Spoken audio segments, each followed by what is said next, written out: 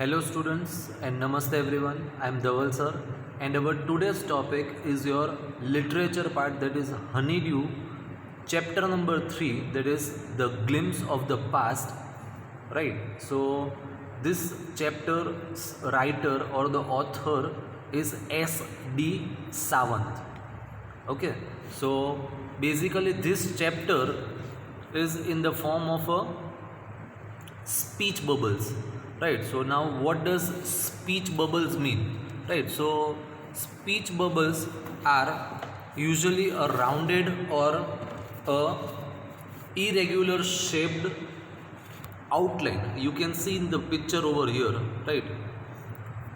One lady is speaking, right, and next to her a shape is given, right, where it is pointed like this, right, and some conversation is given, so that is known as speech bubble, right. So usually this speech bubbles are seen in cartoon stories, magazines and everywhere, right. So I'll speak out the meaning of speech bubble. So a rounded or irregularly shaped outline, as in a cartoon or other drawings containing words that represent a character's speech and often featuring a tail that points towards the speaker. Also it is known as a speech balloon, right. So in this whole chapter, if you'll see here, right, in different shapes, right, in circle and different shapes something is written. So these shapes are known as speech bubbles. Okay. And everywhere there is a point, right. You can see it is pointing the speaker who is speaking, a person who is speaking, right. So we'll start with the explanation of this story. Okay. So basically this chapter, right, that is the glimpse of the past, right, is a short and a precise description of the events that took place in our country from 1757 to 1857. That is a period of almost 100 years, right. So this was the time which describes about incidents that led to widespread revolt. So it was a time span of 100 years when the Britishers had taken control on almost every part of India, right. So the people, they were dissatisfied with the Britishers behavior, and therefore revolts had started all over the India. Okay. And in the year 1857, it was for the first time when the people of India got together, right, and they fought against the Britishers. They revolted against the Britishers, and that revolt was known as the First War of Independence, because it was for the first time when whole of the India, right, the people living in whole of the India, they got together and they tried to fight for their independence. Okay. So in this chapter it provides a glimpse of how the British East India Company expanded its power in India and how they exploited Indians, right. We know the story because we have already studied it in the social science, how the Britishers, they came to India just for the purpose of trade, but later on they started expanding their rule, they started developing their colonies, and they started expanding their rule in India. So how they exploited the Indians, then how they robbed the landlords, right, and the farmers of their land. So the farmers' lands were robbed away, the farmers' lands were taken away due to non-payment of taxes and everything. So these were the events which happened during the British rule, right. And so these were the different situations, right. The people were forced to pay the taxes even though they had losses. The handicraft and the articraft and the handloom industries, they were forced to pay heavy taxes. So all these situations were such, right, which created dissatisfaction among the people of India, and because of that there was widespread massacres, right. So what is massacres? That is to kill the people in large quantity or large amount, right. So the people of India, they got very much angry, They revolted against the Britishers, and they also killed many Britishers during this period of revolt or rebel. Okay, so that is a brief introduction about this chapter. Now one by one we'll see the different parts which are given in this chapter. Okay, and try to understand it. So basically this chapter is divided into 9 parts, right? So the first part is the martyrs. Now what is the meaning of martyrs, right? The martyrs are the people who sacrifice their life for the nation or the country. Okay, so it is written at a function in Delhi, O my countrymen, let your eyes fill with tears as you recall the sacrifices of the Indian martyrs, right? So this is the speech given after independence, right? After India got its independence. Okay. Second paragraph, the company's conquests. Now what is the meaning of conquest? Conquest means to attack, right? So 1757 to 1849. With its superior weapons, the British East India Company was extending its power in 18th century India, right? So you can see that in 1756, right, the map of India is given where the yellow color shows Indian princely states and the pink color shows the beginning when the Britishers they had conquered or conquested, right? So they had conquered some of the territories in the eastern part. So the pink color shows the British territory, the area which was captured or covered by the Britishers. Indian princes were short-sighted, right? So short-sighted means they were having lack of imagination or foresight, right? So the Indian princes were short-sighted. That upstart Raja Ba called the English merchants. They will help me to defeat him. What is given? Call the English merchants. They will help me to defeat him. The people had no peace due to such constant fights. Right. So through this paragraph we can understand. In social science we have learnt about subsidiary alliance system which was started by the Britishers, right? So under this subsidiary alliance system, the Britishers they provided protection to the rulers or the kings, right? So at that time the rulers or the kings they felt very much secured or safe, but later on they realized that this was a wrong thing, right? So that subsidiary alliance system acted like a sweet poison. Why? Because the Britishers in the name of subsidiary alliance had made the Indian rulers handicapped. Why? Because there were some terms and conditions in the subsidiary alliance which the Indian rulers could not understand and they got trapped, right? Because when they took or they accepted the subsidiary alliance, all the powers were actually given to the Britishers. The Indian rulers could not decide anything. They could not fight a war on their own, right? They had to take the permission of the Britishers. So that was the reason, right? And in this paragraph we can see the king of India. He is expecting the help from the Britishers, but he didn't knew the British Indian kings. They didn't knew that this Britishers they will deceive them. Deceive means they will cheat them. Okay. The rivalries helped the East India Company and it could easily subdue Indian princes one by one. So actually at that time what happened, there were the India was divided into different small princely states.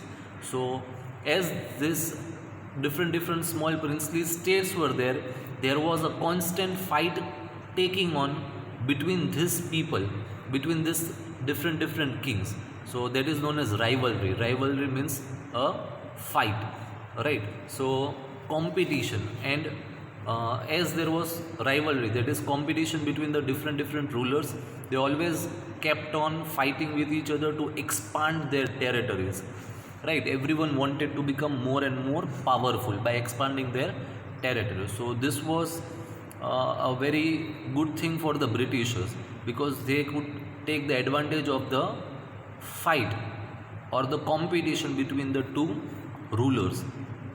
Right? We have heard about the story about a cat and monkey, right? In which two cats are fighting, right? And a monkey comes and takes away the roti or chapati from between. So there is always, whenever there is a fight between two people or two person, always the third person is benefited. So that is the same thing what the Britishers did. Okay, a far-seeing ruler like the brave Tipu of Mysore fought the British till he died fighting.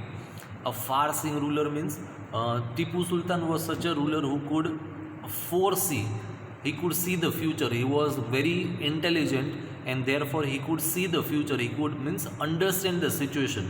He knew very well that if the people, that is the Indian rulers, they have started taking the help of the Britishers, and if this situation kept on, a day will come when the Britishers will take away the control of whole of India. Right? So till his last breath, Tipu Sultan always kept on fighting against the Britishers. And in the previous paragraph, we had seen the meaning of, we had seen the word subdue. It was written, the rivalries helped the East India Company and it could easily subdue Indian princes one by one. So subdue means to conquer and bring under control. Right? Subdue means to conquer and bring under control. So as two kings used to fight, the Britishers got the advantage and they took away the territories of the kings or the princes. Okay, thank God there is peace in the country now. No more wars and no looting by thugs. Now what is the meaning of thug? Thug is a group of people who usually loot others, or we can say gangsters, right? So it is given, how did Indians react to this conquest? Our destiny is linked with them. It is God who sent the British, right? So that means this is still the time, as I am talking about, that when the Indian rulers, they started relying or depending upon the Britishers for their kingdom. That means there were constant fights between the different rulers or the kings, and some of the rulers, they started taking the help of the Britishers, and they felt so lucky, they felt so relaxed that these Britishers are the people who are there to save them. God has sent them to save them, but they didn't know that in future they are going to be dependent on them and their territories will be taken away by the Britishers themselves. The white man has killed or dethroned our kings. Some kings were not good, but after all, they were of this land. Now we have become slaves of the foreigners. So as I have discussed that in the beginning, the kings, they were relaxed, they were happy to get the protection from the Britishers, but later on this Britishers only took away their land and they dethroned, that means they killed the kings and they took away their territories. Further, third paragraph, British rule, that is from 1765 to 1836. Religious leaders preached ideas like untouchability and child marriage. Right, so it was the time, right, 17th century, 16th and 17th century, when the people in India, they were very orthodox. Right, there were many evil practices in the society like child marriage, then widows were not allowed to remarriage, right, sati system. So these were the all evil systems or customs which were prevalent during the 16th and 17th century in the India. So what is given? Religious leaders, that means the religious leaders preached ideas. Preached means to deliver or spread message. That means they used to spread ideas like untouchability and child marriage. So this people, they had a great influence in the society, right? Whatever they said, the people blindly followed that, right? So we can see one religious leader is sitting and is preaching, he is uh, passing on the or spreading the message. Anyone who crosses the seas loses his religion. So at that time, crossing of the sea was not allowed. That means a person was not allowed to go to the foreign countries, and it was believed that if a person crosses the seas and goes to the foreign country, that means that person has lost his religion. That means he cannot follow the religion, and he cannot live in the society.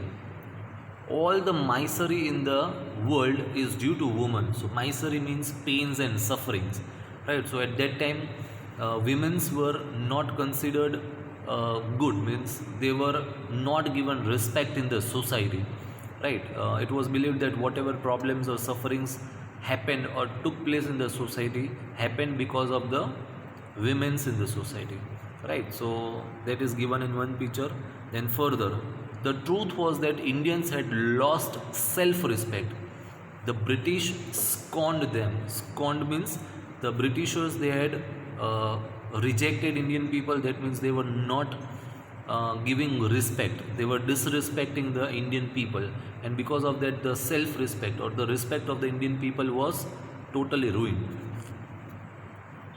Okay, the natives are unworthy of trust, incapable of honesty. True, your honor, but I am honest.